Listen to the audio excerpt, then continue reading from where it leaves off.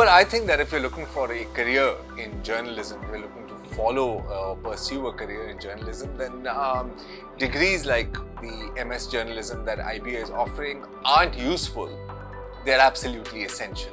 I've always been very impressed by the emphasis on hands-on work.